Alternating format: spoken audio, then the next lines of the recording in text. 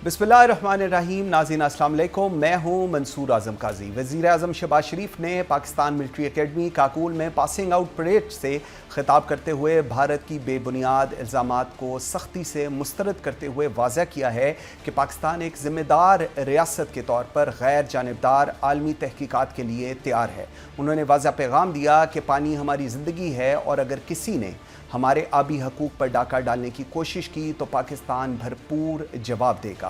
दहशतगर्दी का सबसे बड़ा शिकार होने के बावजूद पाकिस्तान अमन का ख्वाह है, लेकिन हमारे अमन की ख्वाहिश को कमज़ोरी ना समझा जाए। कश्मीरी शहरग है और अफ़गानिस्तान से दरअंदाजी नाकाबिले कबूल है। आलमी सतह पर फ़लस्तीनी अवाम की हमायत और इजरायली जारियत की मज़म्मत करते हैं। वज़ीर आज़म ने पाकिस्तान की अस्करी, सफारती और माशी महाज पर मजबूती का अज़म दोहराया।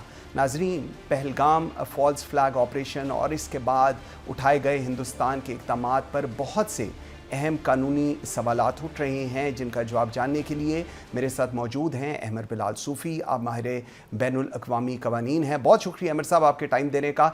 अहमद बिलाल साहब, सबसे पहला सवाल जो इस वक्त आ रहा है वो ये है कि एक ऐसा वाक़या जो 1:50 से 2:20 तक जारी रहा और उसकी FIR सिर्फ 10 मिनट बाद 2:30 पर दर्ज हो चुकी है, क्या ये ह्यूमनली पॉसिबल है?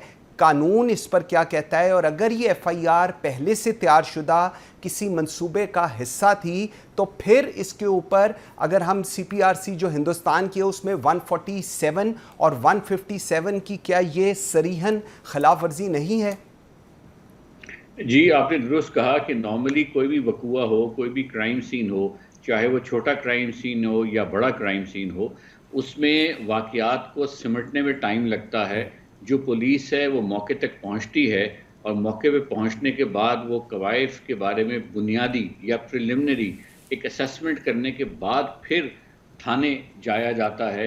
और अगर पुलिस ना आ सके तो जो लोग हैं, जो अफेक्टीज हैं या जो किसी ने वकूआ विटनेस किया है, वो जाकर फिर पुलिस स्टेशन में रपट लिखवाता है। और उसका भी जो स्ट्रक्चर है, अगर वो फ़ौरन हो तो बड़े ही प्रिलिमिनरी और आउटलाइन होती है कि वकूआ हुआ है, लेकिन उसकी तफासील और उसकी टेक्निकल डिटेल्स जो हैं वो लिखी ही नहीं जा सकती।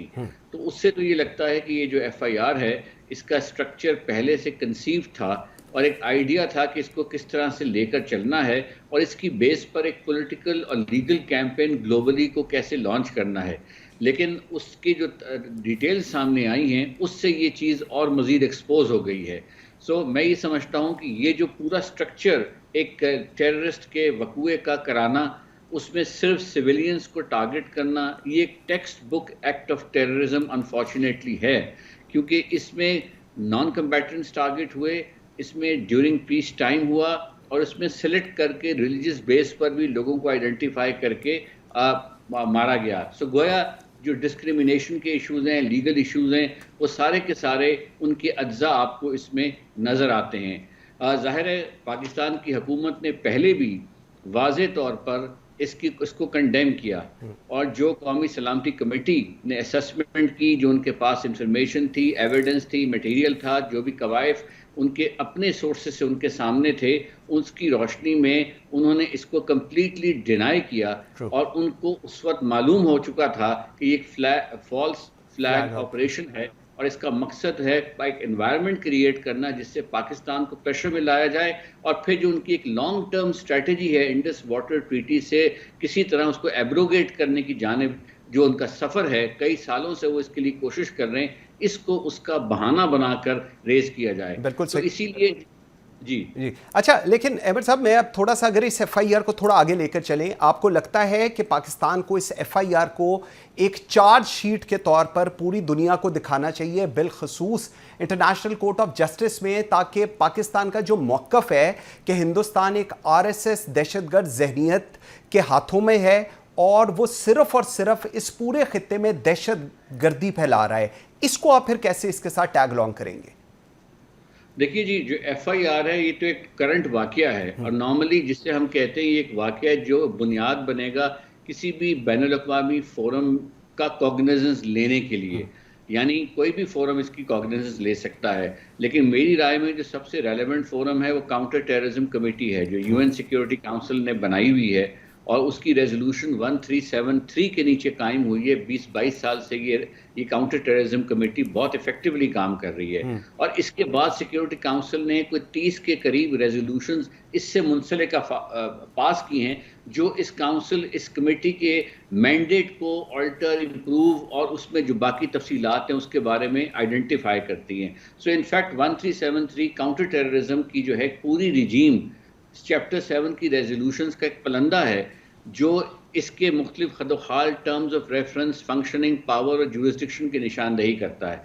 सो टेररिज्म का जो कोई भी वकूआ दुनिया भर में इस नौइयत का हो और उसको उसमें शिकायत दूसरे मुल्क की बन रही हो, या अगर वो मुल्क समझता है, तो ये वो वेन्यू है जहां पर इसको लेके जाना चाहिए। और पाकिस्तान को भी, और पाकिस्तान ने राइटली, आज प्राइम मिनिस्टर ने भी और बाकी लोगों ने भी ऑफर किया है कि हम किसी भी नौइयत की इन्वेस्टिगेशन को ज्वाइन करने में हमें कोई तामुल नहीं है और हम जो भी हमारा नुक्ता नज़र है हम उसे प्रेजेंट करेंगे। लेकिन साथ साथ पाकिस्तान को साइमल्टेनियसली जो इंटरवेंशन के मखसूस वाक़यात पाकिस्तान के अंदर इससे पहले 2-3 साल में हुए, जिसमें जाफर एक्सप्रेस के अलावा बेशुमार और इंडिविजुअल वाक़यात हैं, वो भी लेके जाने चाहिए। बिल्कुल ठीक है। अच्छा, इसमें अगर मैं थोड़ा सा इसका पीछे बैकग्राउंड देखूं या इसके पोस्ट जो इसके साथ अब चला है, इंडिया ने सोली अनलॉफुली जो शिमला ट्रीटी थी उसको बाइंस पे कर दिया है। मुझे ज़रा ये बताइएगा, इंटरनेशनल लॉ, इन्वायरमेंटल लॉ और मोस्ट इम्पॉर्टेंटली जो हमारा इंटरनेशनल वाटर एग्रीमेंट है,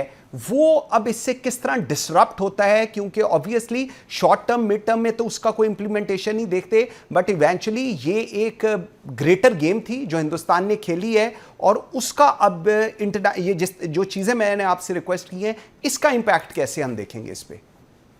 आप शिमला एग्रीमेंट के हवाले से बात कर रहे हैं? जी जी जी जी, शिमला एग्रीमेंट देखिए, शिमला एग्रीमेंट एक इम्पॉर्टेंट एग्रीमेंट है और उसके बारे में कोई राय कायम करने से पहले थोड़ा सा हमें ज़रा असेसमेंट कर लेनी चाहिए, लीगल असेसमेंट, क्योंकि उसका जहां एक तरफ कश्मीर की बाबत है वो बायलैटरलिज्म का भी जिक्र करता है, वहां साथ साथ उसमें जो लाइन ऑफ कंट्रोल है और उसकी बाबत 1948 का जो एग्रीमेंट है, जो NJ 9842 से बियॉन्ड सियाचिन वगैरह के इश्यूज़ को रेगुलेट करता है, ये ज़रा हमें तय कर लेना चाहिए इंटरनली पहले रिसर्च करके कि उसका ताल्लुक शिमला एग्रीमेंट से किस हद तक है और अगर हम ये इकदाम लेते हैं तो उसके असरात होंगे या नहीं होंगे।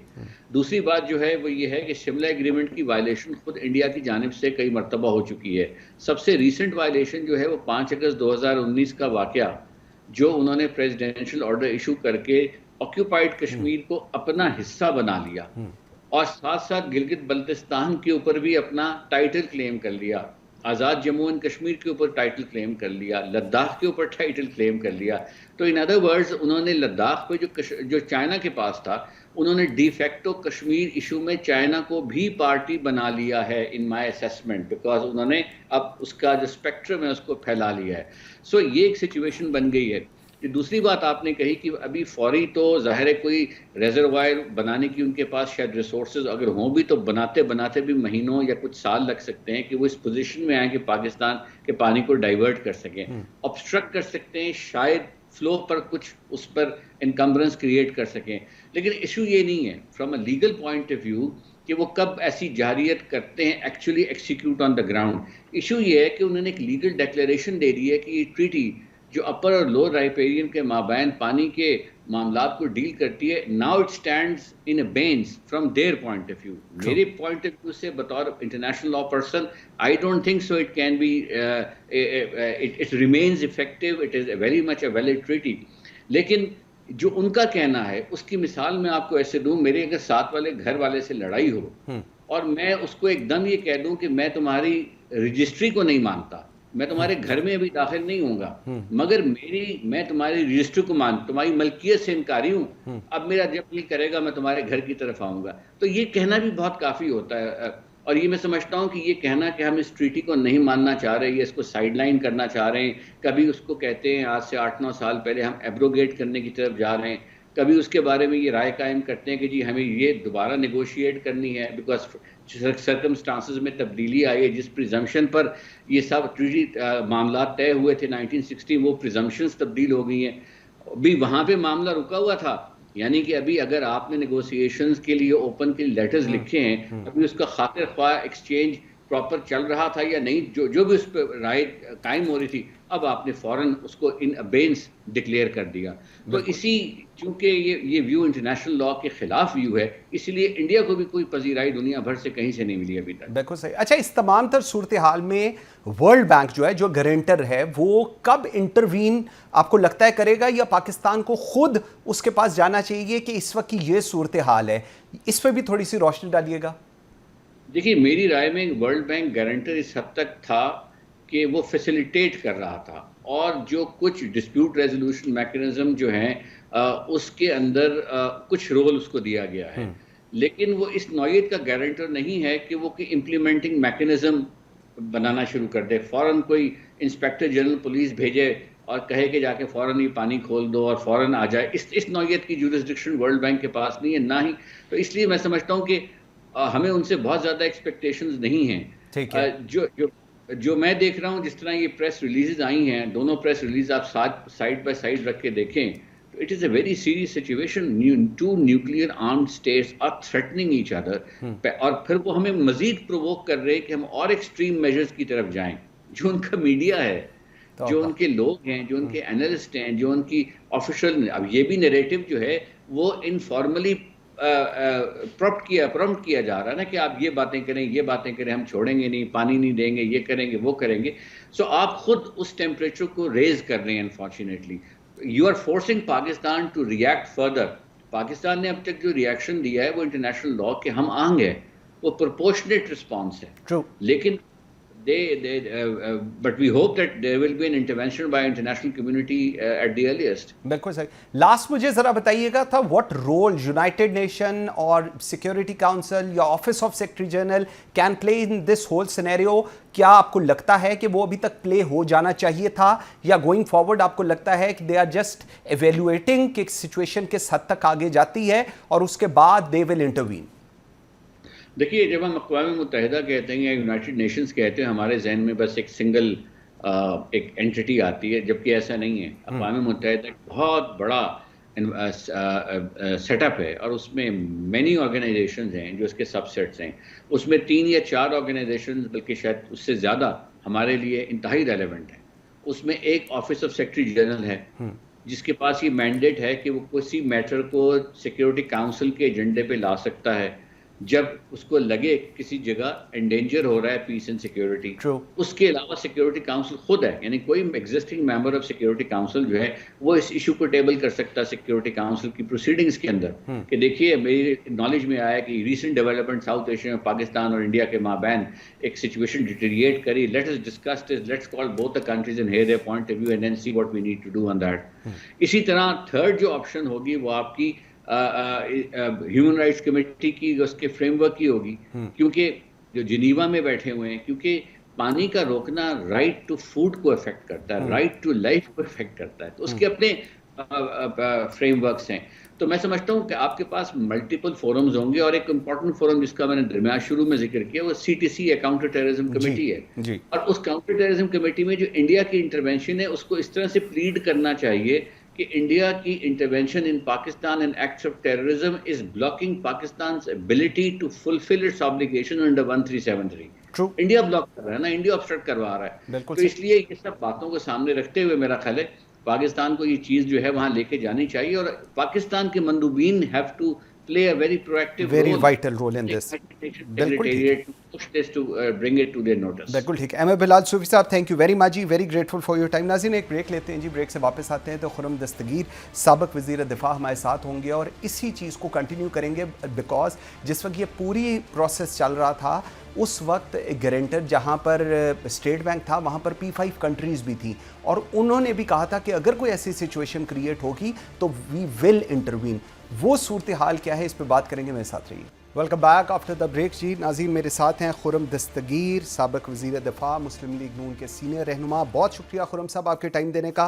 खुरम साहब, अभी हम लोग अहमद बिलाल सूफ़ी साहब से बात कर रहे थे, और जब हम पहलगाम इस साने की बात करते हैं तो आलमी ताकतों को मालूम है कि हिंदुस्तान के इस ड्रामे में कितनी हकीकत है और कितना अफसाना। क्या यही वजह नहीं कि तमाम दुनिया ने कश्मीर में होने वाली दहशतगर्दी को कंडेम किया है, लेकिन किसी इंटरनेशनल पावर ने यह नहीं कहा कि इसमें पाकिस्तान का हाथ है?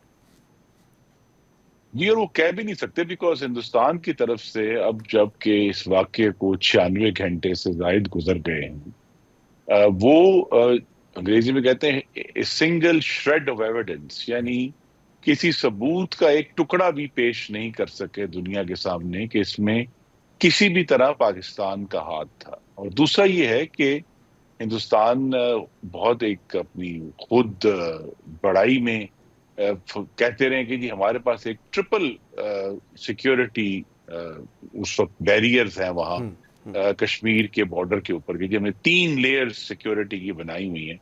तो उन लेयर्स के बावजूद अगर बकौल उनके कि 200 किलोमीटर दूर लोग अंदर गए और फिर 200 किलोमीटर बाहर आ गए, तो उनको ये भी इस सवाल का भी सामना करना पड़ेगा कि अगर आप पाकिस्तान को अलेज कर रहे हैं तो सबूत क्या है और ये कैसे हुआ। और ये भी है कि जब से 2019 से तो उन्होंने लाइन ऑफ कंट्रोल को बैनुल-अक़वामी बॉर्डर डिक्लेयर किया हुआ है, वहां बाकायदा उनके झंडे लगे हुए हैं।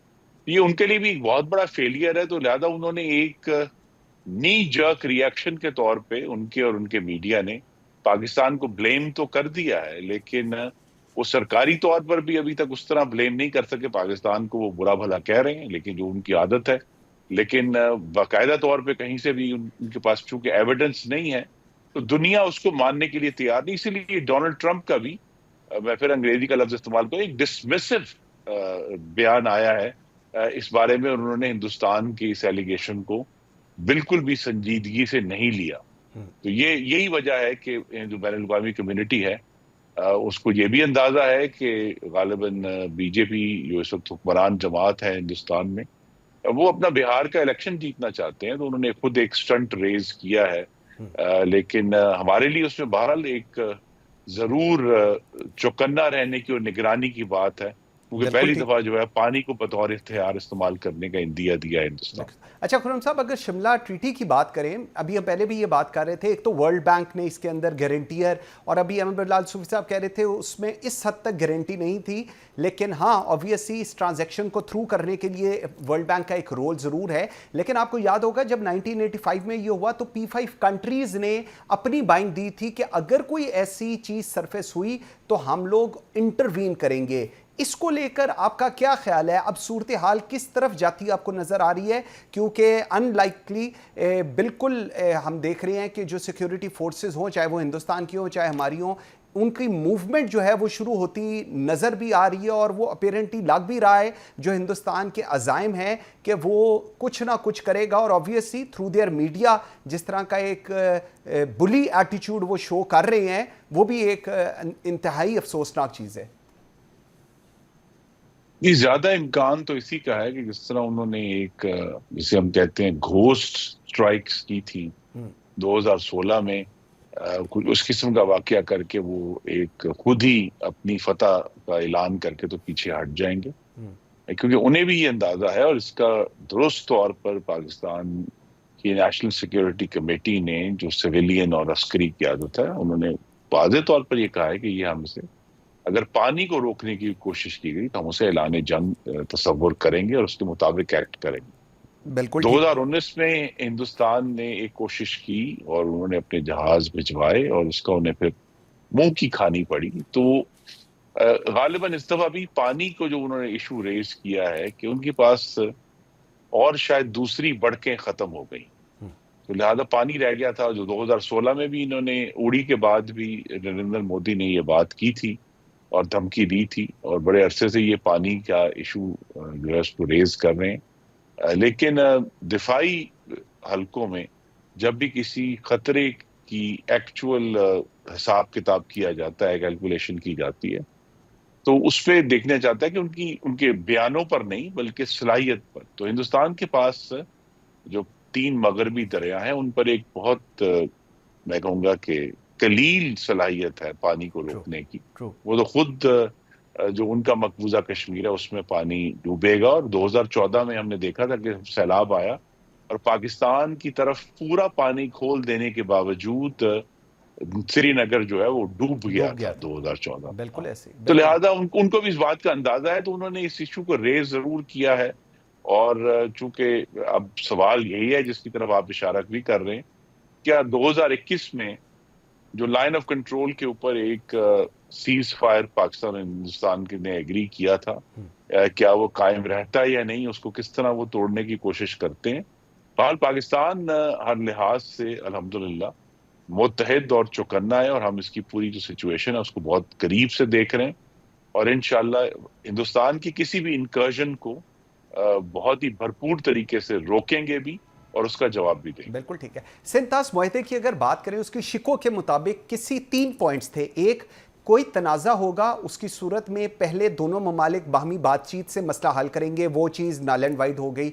उसके बाद अगर बातचीत नाकाम होती है तो एक गैर जानिबदार माहिर, मतलब एक जो न्यूट्रल एक्सपर्ट हो, उसकी तकर्री की जाएगी, वो अपेरेंटली नज़र नहीं आ रहा। और अगर फिर भी मसला हल ना हो तो उसके बाद परमानेंट कोर्ट ऑफ आर्बिट्रेशन में लेकर जाया जा सकता है। इस पूरे सिनेरियो में ये कुछ भी नहीं हुआ और एक यकतरफा फैसला, अगर मैं कहूं तो वो गलत नहीं होगा, हिंदुस्तान ने सुना दिया है। इसको आप फिर किस तरह, how do you think government will counter it now? जी, पहले तो आपके नाजरीन को ये सराहत से बात मालूम होनी चाहिए, पाकिस्तान और हिंदुस्तान का पानी के ऊपर कोई तनाज़ा नहीं हुआ जिसकी बुनियाद पे हम इसको कहेंगे जी ये कोर्ट ऑफ आर्बिट्रेशन है या उसके वैसे कोई इंडिपेंडेंट एक्सपर्ट्स हैं। ये जो हिंदुस्तान का एक मुसलमान मुखालिफ और पाकिस्तान मुखालिफ जंगी जुनून है, उसके अंदर उन्होंने पानी को बतौर हथियार इस्तेमाल करने का फैसला किया है। तो लिहाजा पानी का कोई डिस्प्यूट नहीं है इस, और उसमें इसीलिए उस ट्रीटी में लिखा भी हुआ है कि कोई फरीक इसको अज खुद खत्म नहीं कर सकता जब तक दूसरा फरीक उस पर अपनी जो है ना वो कंसेंट ना दे। इसीलिए हिंदुस्तान ने इसको जो है कहा है कि हम इसको इन एबेयंस कर रहे हैं, मुअत्तल कर रहे हैं, इसको खत्म नहीं कर रहे। लेकिन इसके ऊपर मैंने कहा उनके ऊपर फौरी एक्शन लेने के लिए उनके पास सलाहियत नहीं है। तो लिहाजा ये इसको सिर्फ एक हथियार के तौर पर इस्तेमाल कर रहे हैं मामलात को मजीद संगीन करने के लिए। और पाकिस्तान ने दुरुस्त तौर पर ये बात कही, और मैं उसको दोहराना चाहता हूँ कि अगर उन्होंने पानी को रोकने की या उसको डाइवर्ट करने की कोशिश की तो पाकिस्तान की अल्हम्दुलिल्लाह जो कौमी ताकत है उसके तमाम जो अनासर हैं उसको इस्तेमाल करते हुए उसका जवाब दिया जाए। बिल्कुल ठीक। एक और बड़ा इंपॉर्टेंट चीज़, बिकॉज आपने इस चीज़ को हाईलाइट भी किया है, नरेंद्र मोदी की हिंदुत्वा जहनीत और अखंड भारत का जो ख्वाब है इस खित्ते में, और बिलखसूस अगर मैं बात करूं पाकिस्तान में होने वाले दहशतगर्द हमलों की अक्कासी करता है। इसको आप कैसे रिस्पॉन्ड करेंगे? जी, असल में तो अब हुकूमत के सामने ये चैलेंज पहले भी था, लेकिन मौजूदा जो पहलगाम वाक़े के बाद जो एपिसोड हुई है, तो पूरी दुनिया में हमें अपने सफारती और जो मीडिया के नए हथियार और टूल्स हमारे पास आए हैं उनको इस्तेमाल करते हुए हिंदुस्तान को बतौर एक दहशतगर्द रियासत एक्सपोज करना है। चाहे वो किसी भी वजह से जो हिंदुस्तान की पोजीशन है दुनिया में, अमेरिका में और कनाडा में इन्होंने जो दहशतगर्दी की यानी असैसिनेशंस की हैं, और वाज़ेह तौर पे दोनों ममालिक में इन पर केसेस चल रहे हैं। कनाडा में तो बहुत ही संजीदा मामला है। तो हिंदुस्तान को ये एक्सपोज करना है कि ये सिर्फ पाकिस्तान में नहीं पूरी दुनिया के अंदर जो है ये मुल्क अपने मकासद के इस्तेमाल के लिए तशद्दुद इस्तेमाल करता है, असैसिनेशन इस्तेमाल करता है, टेररिज्म इस्तेमाल करता है।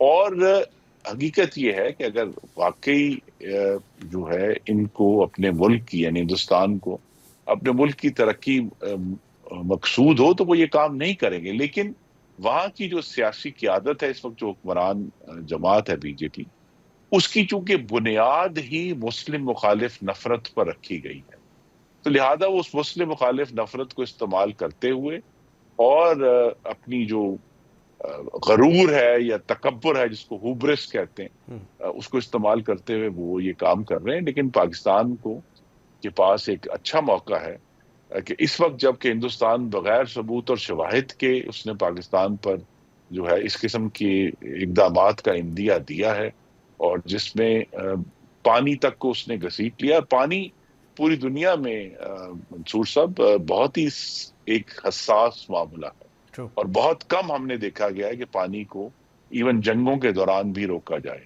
और हिंदुस्तान को ये भी अंदाजा है कि अगर वो पाकिस्तान के मुकाबले में अपर राइपेरियन है तो चीन के मुकाबले में वो लोअर राइपेरियन है, और ब्रह्मपुत्र और जो दूसरे दरिया हैं उनके अहम जो उसमें तो वहां वो डिपेंडेंट है। तो अगर ये मामला अगर वो फैलाते हैं ज्यादा, और इसीलिए यहाँ जो सिंध तास मुआहदे की अहमियत है कि अगर हिंदुस्तान जो है सिंध तास मुआहदा तोड़कर कह देता है कि सब कुछ खुला है, जिसका जो चाहे पानी रोक ले, तो फिर कोई भी हिंदुस्तान का पानी भी रोक सकता है। बिल्कुल ठीक कह रहे हैं। एक ज़रा और थोड़ा सा इस पे हाईलाइट कीजिएगा कि हम लोग देखते हैं कि ये पूरा जब प्रोसेस होता है तो एक एफआईआर बग़ैर किसी इब्तदाई इंक्वायरी की सरहद पार दहशतगर्दों का नाम लेकर रजिस्टर कर ली जाती है, और ये सब कुछ उस इंसिडेंट के 10 मिनट बाद हो चुका होता है। इसको आप किस तरह एवेल्युएट करेंगे? 10 मिनट में एफआईआर, इतनी बड़ी दहशतगर्दी, जो आप पहले बात कह रहे हैं 200-400 किलोमीटर दहशतगर्द अंदर आए, चेक पोस्टें, किसी को नहीं पता चला, वापस चले गए, किसी को नहीं पता चला, लेकिन ये 10 मिनट में कैसे एवेल्युएट हो गया कि ये जो दहशतगर्द थे ये सरहद पार से आए थे? चूंकि हमारे पास बराह रास्त सबूत और शवाहिद नहीं है, लेकिन तमाम जो इंडिकेशंस हैं, जो तमाम इसके इशारिये हैं, वो यही हैं कि ये सन 2000 में जिस तरह छत्तीस सिंहपुरा में उन्होंने जो है सिखों का ये कत्ल किया था और उसको मुसलमान कश्मीरियों पर डाल दिया था, और बाद में पता चला कि ये खुद रियासत हिंदुस्तान उसमें इन्वॉल्व थी। ये तमाम इशारे उसी तरफ हैं कि ये जो है एक, अब वो लफ्ज इस्तेमाल होता है फॉल्स फ्लैग का, ये फॉल्स फ्लैग नहीं है, ये हिंदुस्तान की रियासत जो है बराह रास्त अपने सियासी मकासद के लिए, चूंकि अमरीकी नायब सदर हिंदुस्तान में मौजूद हैं, बिहार का इलेक्शन हो रहा है, और गालिबन चूंकि दोनों ममालिक के दरमियान अमन है 5 साल से, तो ज्यादा अमन जो है वो नरेंद्र मोदी को हजम नहीं हो रहा, तो उनको वक्तन फक्तन जरूरत पड़ती है कि वो इस किस्म के वाकयात करके अपनी सियासी साख को भी बहाल करें जो कि मुस्तकिल गिर रही है, और साथ ही जो है वो दुनिया से भी अपनी हमदर्दी लेने की कोशिश करें। लेकिन उसमें उनको नाकामी हुई है, और पाकिस्तान ने इस बात को यकीनी बनाना है इस सन चीज़ों को एक्सपोज करके कि ना कोई सबूत है, ना कोई शवाहिद हैं। जितनी जल्दी एफआईआर जमा हुई, जितनी जल्दी इंडियन मीडिया ने पाकिस्तान को ब्लेम करना शुरू कर दिया और बगैर किसी एविडेंस के हिंदुस्तान ने इतने बड़े जो है कदम उठाया, ये सब इसी तरफ इशारा दे रहे हैं कि ये असल में तो एक हिंदुस्तान की रियासत का ऑपरेशन था, जिसको पाकिस्तान के खिलाफ इस्तेमाल करने का वो सियासी और सफारती तरीके से उसको वेपनाइज करना चाहता। खुर्रम दस्तगीर साहब, थैंक यू वेरी मच जी, बहुत शुक्रिया आपके टाइम देने का। नाज़रीन, एक ब्रेक लेते हैं, welcome back after the break जी। नाज़रीन, पहलगाम वाक़े में भारत ने जो इक़दामात उठाए, पाकिस्तान ने इसका भरपूर जवाब देते हुए दीगर इक़दामात के साथ भारत के लिए अपनी फ़ज़ाई हदूद की बंदिश का भी ऐलान कर दिया है। फ़ज़ाई हदूद की बंदिश से भारतीय एयरलाइंस की तकरीबन 800 हफ्तावार परवाज़ें मुतासर होंगी। परवाज़ों को तवील रास्तों, ईंधन की इजाफ़ी खपत और अमले की शेड्यूलिंग जैसे बड़े मसाइल का सामना है, जिससे उनके अखराजात में नुमायाँ इजाफा हो रहा है। इस बंदे से भारतीय एयरलाइंस की बैनुल-अक़वामी परवाज़ों को रोज़ाना की बुनियादों पर लाखों डॉलर्स का नुकसान भी हो रहा है। दूसरी जानिब अक़वाम मुत्तहिदा ने पाकिस्तान और भारत दोनों ममालिक से तहम्मुल का मुज़ाहरा करने की अपील की है, और इस सारी सूरत हाल पर अमरीकी सदर ने वाज़ेह रद्द-ए-अमल देते हुए कहा है कि पाकिस्तान और भारत के दरमियान कशीदगी हमेशा से रही है और तवक्को करते हैं कि दोनों ममालिक इस मसले को ख़ुद हल कर लेंगे। इस तमाम तर सूरत हाल पर बात करने के लिए मुझे ज्वाइन किया है सेनेटर हमायूं मोमन ने। आप रहनुमा हैं पाकिस्तान तहरीक इंसाफ के। डॉक्टर साहब, बहुत शुक्रिया आपके टाइम देने का। डॉक्टर साहब, सदर डोनाल्ड ट्रंप के इस बयान से आपको नहीं लगता कि अमेरिका इस तमाम मामले से अपने आप को न्यूट्रल रखना चाह रहा है? बिस्मिल्लाहिर्रहमानिर्रहीम, यका नाबुदु व यका नस्ताइन। देखिए, मैं इसको उसकी बजाय कि उसमें वो अनबायस की बजाय वो मुझे ऐसे लगता है जैसे वो टिल्ट हुआ है इंडिया की तरफ, टू बी वेरी ऑनेस्ट। मुझे ऐसे लग रहा है कि उसके और उसमें कसूर भी नहीं है। मतलब अगर आप और मैं हो ना, और दो ऐसे ममालिक हों जिनमें से एक के फड्डे ही फड्डे हों हर वक्त, और दूसरा जो है वो प्रोग्रेसिव ही हर चीज में, बाकी सब चीजें ठीक चल रहा हो, ठीक है, एक आध चीजों में वो कर रहा हो, तो आप ऑटोमेटिकली उस तरफ साइड लेंगे। इसमें मैं उसको ज्यादा दोषी नहीं ठहराऊंगा। हाँ, अच्छा ये होता कि वो ये बताता कि ये जो एक्ट है, अच्छा इसमें जो बुरी चीज है ना, अगर आप मेरे ऊपर ब्लेम कर रहे हैं कि मैंने कुछ किया हुआ है तो आप उसके सबूत दें। चलो सबूत नहीं भी है और आप ब्लेम कर रहे हैं, जैसे हर एक दूसरे को कर लेता होता, सारे करते होते हैं, लेकिन उसमें ये जो 7 सिंतास मुआहदे को जो उन्होंने वो कर दिया ना, that is where every problem starts. वैसे तो हम लोग एक दूसरे को करते रहे थे, लेकिन ये उन्होंने एक तो ये है कि ये इंटरनेशनल मुआहदा है, ये खाली बायलैटरल नहीं है, इसके अंदर आपके बाकी फरीक भी है। नंबर 2, ये देखिए, ये जो लोअर जो उसमें ट्राइबेरियन में लोग बैठे होते हैं, उस जगह पे उनका हक होता है। प्लस अगर वो ये काम करना शुरू कर दे तो मुझे समझ नहीं आती कल को चाइना उनका पानी बंद करना शुरू कर दे। आपको पता है कि कितने मुख्तलिफ किस्म के जो जितने भी लंबे लंबे वो ये क्या कह सकते हैं वो रिवर्स हैं, जो दुनिया के लंबे तरीन रिवर्स हैं, वो एक मुल्क से दूसरे मुल्क में जा रहे होते हैं। एग्जैक्टली।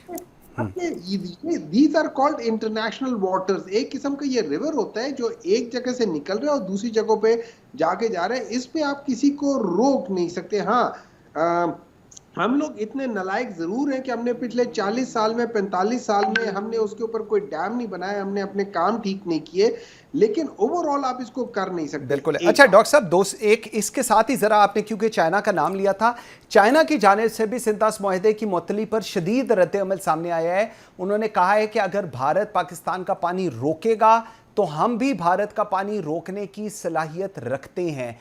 इस बयान को अब अगर आप कनेक्ट करते हैं तो कैसे आप एवेल्युएट करेंगे?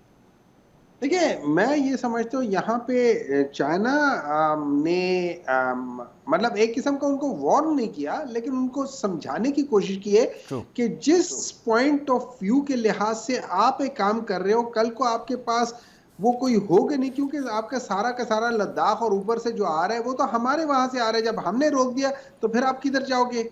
तो वो सारी चीजें वो तो ये इट्स अ काइंड ऑफ एक किस्म के ये समझ लें कि ये उनको ये कहा जा रहा है कि भाईजान जरा अकल के नाखून लो। और फिर ये इतनी अच्छा, इसमें प्रॉब्लम एक बात याद रखने, इसमें प्रॉब्लम इंडिया एज एन उसकी जो पॉपुलेशन है उसका नहीं है, इसमें जो माइंड सेट है ना, ये हिंदुत्व का माइंड सेट, हिंदुत्व का माइंडसेट, जो आरएसएस का माइंडसेट है, ये बिल्कुल उसी तरीके का माइंडसेट है जैसे किसी जमाने में हिटलर का था।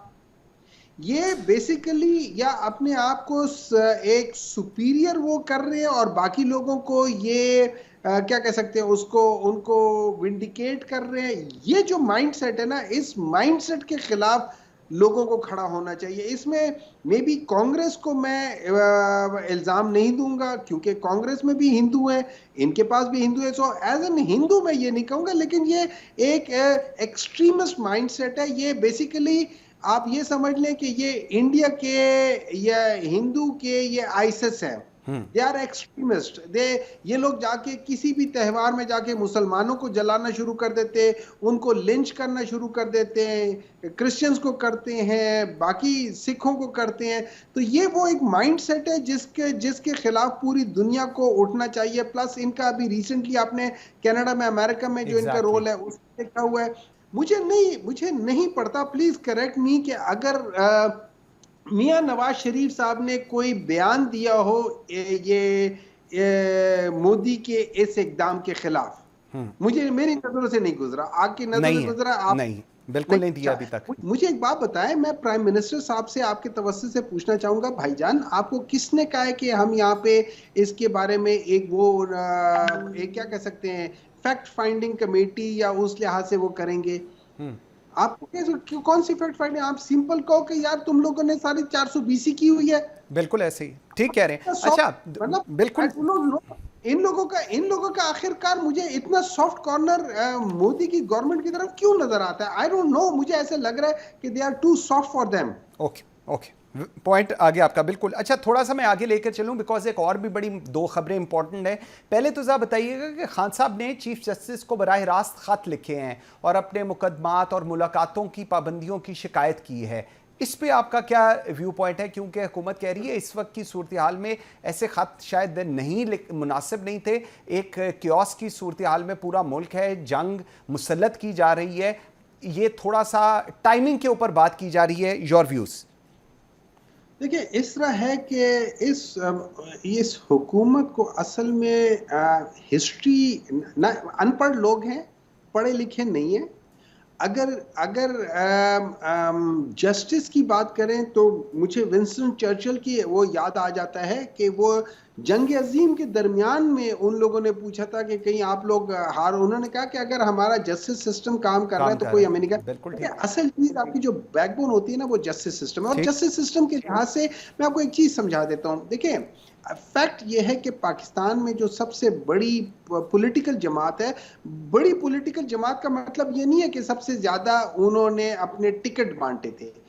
उससे मुराद ये हो जाती है कि सबसे ज्यादा फॉलोइंग होती है, सबसे ज्यादा वोट उनको पड़े और पूरे पाकिस्तान में सबसे ज्यादा पड़े।